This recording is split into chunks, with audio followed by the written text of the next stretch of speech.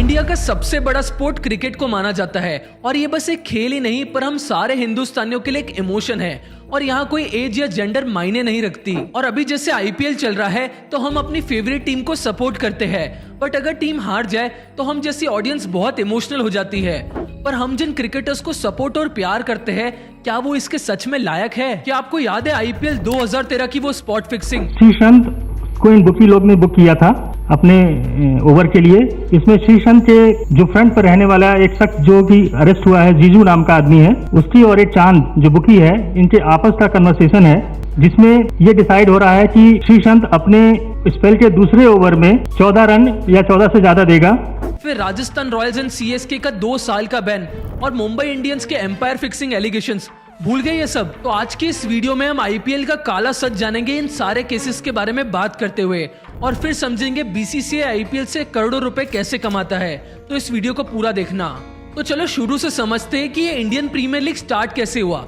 आज जो हम आईपीएल को इतना पसंद करते हैं, इस आइडिया के पीछे बस एक इंसान था और वही एक इंसान ने आईपीएल में स्कैम किया। शॉकिंग लगा ना? ये महान इंसान है ललित मोदी, जिसका नाम आपने कभी ना कभी आईपीएल के साथ तो सुना ही होगा। ललित मोदी एक बिजनेस फैमिली से बिलोंग करते थे और वो इंडिया से स्कूलिंग करके यूएस गए थे इलेक्ट्रिकल इंजीनियरिंग और बिजनेस एडमिनिस्ट्रेशन की पढ़ाई करने।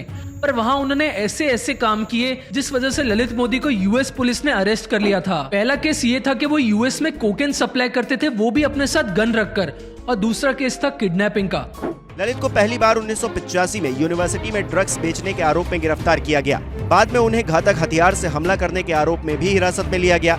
उसी साल ललित मोदी और एक अन्य छात्र पर अपहरण का आरोप भी लगा। ये है ललित मोदी की डार्क हिस्ट्री। और ये सब करने के बाद वो इंडिया वापस आ गए और उन्होंने अपने फैमिली बिजनेस को ज्वाइन कर लिया। बट जब वो यूएसए में थे तब उन्होंने एनबीए यानी नेशनल बास्केटबॉल एसोसिएशन गेम देखी थी, जिसको देखकर उन्हें ऐसा हुआ कि वो सेम कॉन्सेप्ट क्रिकेट में भी स्टार्ट करे, और तभी उन्हें आईपीएल का आइडिया आया। और उस टाइम पे इंडिया में क्रिकेट का गेम बहुत पॉपुलर हो रहा था, तो तभी मोदी ने अपना दिमाग लगाया और बीसीसीआई को 50 ओवर आईपीएल का प्रपोजल दिया, पर बीसीसीआई ने वो प्रपोजल रिजेक्ट कर दिया।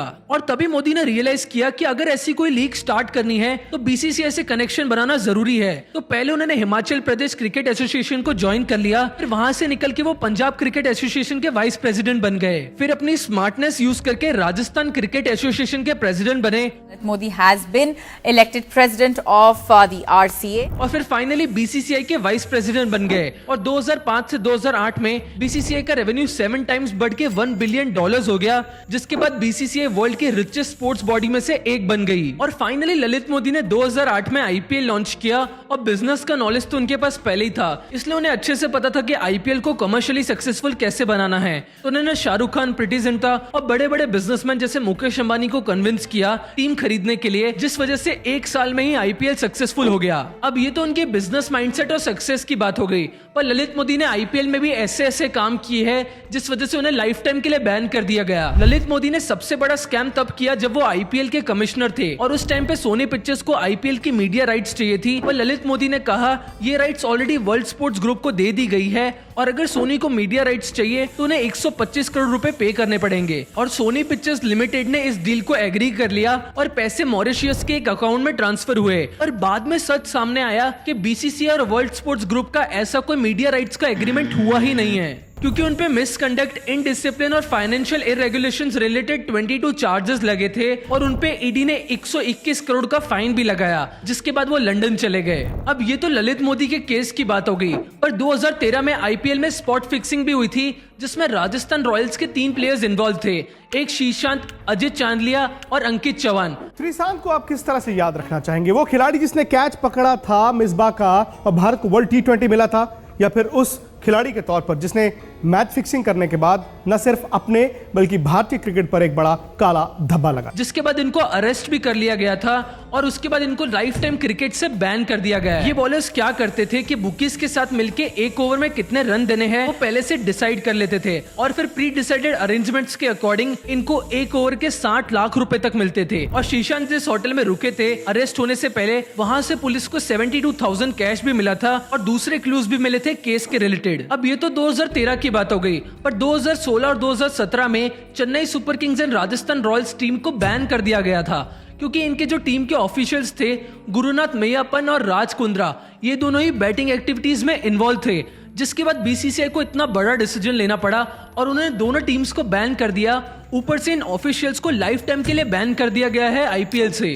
मैपन और राजस्थान रॉयल्स के मालिक राज कुंद्रा पर क्रिकेट से जुड़ी हर तरह की गतिविधि सारी उम्र का प्रतिबंध लगाया है। और इसी आईपीएल में एमआई और आरसीबी का एक मैच हुआ था जिसका टॉस वाला वीडियो काफी वायरल हुआ है, जिसमें टॉस रेफरी ने टॉस फ्लिप करके एमआई को टॉस जितवा दिया था। ऐसे कई सारे आईपीएल फैंस का मानना है। और एमआई वर्सेस आरसीबी के मैच में एम्पायरिंग पर भी बहुत क्वेश्चंस उठे थे। जैसे आरसीबी ने 4 हिट किया तो एम्पायर ने 4 दिया ही नहीं, और फिर जब एक वेस्ट के ऊपर बॉल थी तभी भी एम्पायर ने नो बॉल नहीं दी। और इतना ही नहीं, जब एमआई के पास रिव्यूज नहीं बचे थे तभी भी उन्होंने थर्ड एम्पायर को डिसीजन लेने दिया। ऐसे ही कई सारे मोमेंट्स हुए हैं जिस वजह से आईपीएल फैंस को एम्पायर फिक्सिंग का डाउट आता है एमआई पे। इनफैक्ट मुंबई इंडियंस पे कई बार फैंस ने फिक्सिंग वाले अजम्पशंस लगाए हैं। ये तो बस आईपीएल फिक्सिंग की बात थी, बट इंटरनेशनल क्रिकेट में भी ऐसे बहुत सारे केसेस होते हैं जिसके बारे में हमें पता भी नहीं है। अब जैसे मैं एक रिपोर्ट पढ़ रहा था तब मुझे पता चला ऑस्ट्रेलिया वर्सेस पाकिस्तान का मैच था एक 1994 में।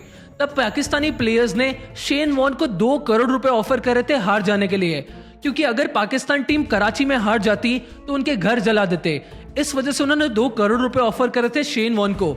पर शेन वॉर्न ने ये सारी चीजें ऑफिशियल्स को बता दी थी। पर ये आईपीएल हम हिंदुस्तानियों के लिए एक फेस्टिवल जैसा ही है, बट आईपीएल टीम्स और बीसीसीआई के लिए एक मनी मशीन है। जैसे लास्ट आईपीएल सीजन में चेन्नई सुपर किंग्स जीती थी जिसके उन्हें 20 करोड़ रुपए मिले थे एज अ प्राइज मनी, और रनर अप टीम को गुजरात टाइटंस को 13 करोड़ रुपए मिले थे। पर आईपीएल टीम सिर्फ विनिंग प्राइज से पैसे नहीं कमाती। इनफैक्ट प्राइज मनी तो बहुत छोटा सा अमाउंट है आईपीएल टीम्स के लिए, क्योंकि और भी बहुत सारे हिडन सोर्सेज है इनके इनकम्स के। पहले तो अपने प्लेयर्स की जर्सी पर ब्रांड लोगोज देखे होंगे, एंड ऑन एन एवरेज एक प्लेयर के आउटफिट पर 10 ब्रांड लोगोज होते हैं। जर्सी पर 6, पैंट्स पर 2 एंड कैप्स पर 2। ये ब्रांड्स इन टीम्स के स्पॉन्सर्स होते हैं जो अपने प्रमोशन के लिए आईपीएल टीम्स को अच्छा खासा पैसा देते हैं। एंड ऑन एन एवरेज एक आईपीएल टीम स्पॉन्सरशिप से 100 से 120 करोड़ तक अर्न करती है। प्लस आईपीएल के टिकट्स 50,000 रुपए तक सेल होती है, एंड आईपीएल टीम्स का 10% रेवेन्यू वहीं से आता है।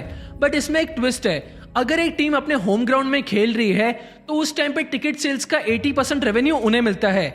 इसको एक एग्जांपल से समझते हैं। अगर गुजरात टाइटंस अहमदाबाद नरेंद्र मोदी स्टेडियम में खेल रही है तो उस टाइम पे टिकट सेल्स का 80% रेवेन्यू गुजरात टाइटंस को मिलेगा, और बाकी का 20% बीसीसीआई और अदर स्पॉन्सर्स को मिलेगा। और टाटा ग्रुप जो आईपीएल का टाइटल स्पॉन्सर है वो 500 करोड़ पे करेंगे हर एक सीजन के लिए, जिसमें से 50% बीसीसीआई को जाएगा और 50% आईपीएल टीम्स को। और भी कई सारे स्पॉन्सर्स होते हैं, जैसे स्ट्रेटेजिक टाइम आउट के लिए सीएट 240 करोड़ पे करेगा फॉर 5 इयर्स, मतलब हर साल के हुए 48 करोड़, जिससे बीसीसीआई और आईपीएल टीम्स बहुत कमाती है। अब जैसे मैंने आपको बताया कि बीसीसीआई करोड़ों रुपए का रेवेन्यू जनरेट करती है इतने सारे सोर्सेज से, तो बीसीसीआई टैक्स भी पे करती होगी, पर ऐसा नहीं है। And according to income tax act, अगर आप चैरिटेबल ट्रस्ट ऑर्गेनाइजेशन से रजिस्टर्ड हो तो आपको अपनी इनकम पे 0% टैक्स पे करना होता है। अब क्योंकि उनका ऑब्जेक्टिव है क्रिकेट यानी स्पोर्ट्स को प्रमोट करना, और वो आईपीएल से क्रिकेट को ही प्रमोट कर रहे हैं, ये बता के बीसीसीआई अब तक एग्जम्पशन क्लेम कर रही थी। पर रिसेंटली इनकम टैक्स डिपार्टमेंट ने एग्जम्पशन डिसअलाउ कर दिया है, और ये मैटर अभी कोर्ट में चल रहा है। तो ये थी आईपीएल की डार्क हिस्ट्री। वैसे आपको क्या लगता है, आईपीएल स्क्रिप्टेड होता है? अपने व्यूज कमेंट्स में जरूर बताना, और ये भी बताना कि 2024 आईपीएल कौन जीतेगा। एंड अगर आपको ये वीडियो अच्छी लगी हो तो लाइक कर देना, एंड चैनल को सब्सक्राइब कर देना ताकि यूट्यूब का एल्गोरिदम हमारे छोटे चैनल को सपोर्ट करे।